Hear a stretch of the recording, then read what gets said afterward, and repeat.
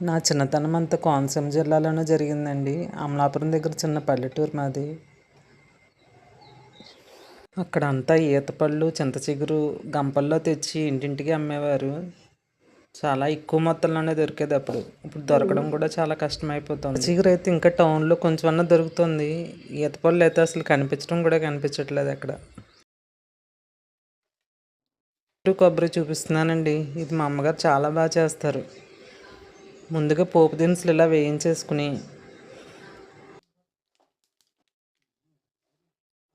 వేగిపోయాక కొంచెం పచ్చిమిర్చి కరివేపాకు వేసుకుని వేయించుకోవాలి.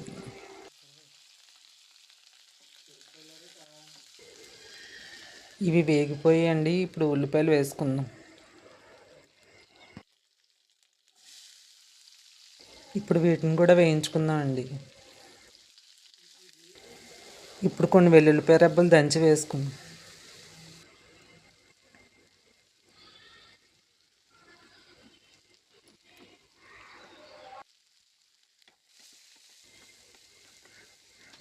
ఇప్పుడు ఒకసారి మూత పెట్టేసుకుంటే మగ్గుతాయి.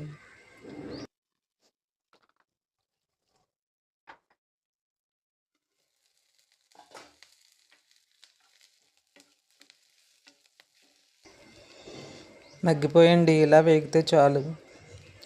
ఇప్పుడు చింత చిగురు వేసుకుందాం.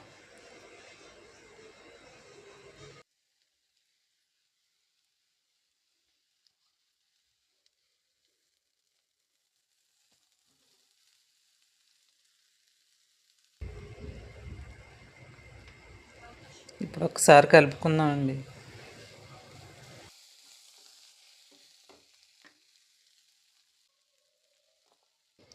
ఇప్పుడు కొంచెం పసుపు, కొంచెం కారం, ఉప్పు వేసుకుందాం.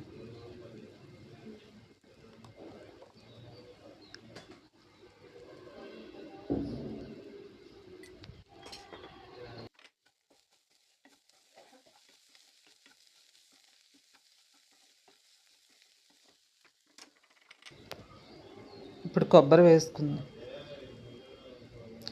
కొబ్బరి వేసాక ఎక్కువసేపు వేగక్కర్లేదండి, మళ్ళీ నూనె వాసన వస్తుంది.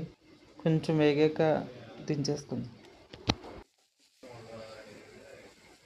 అయిపోయిందండి. నాకు చాలా బాగుంటుంది. మీరు ట్రై చేయండి.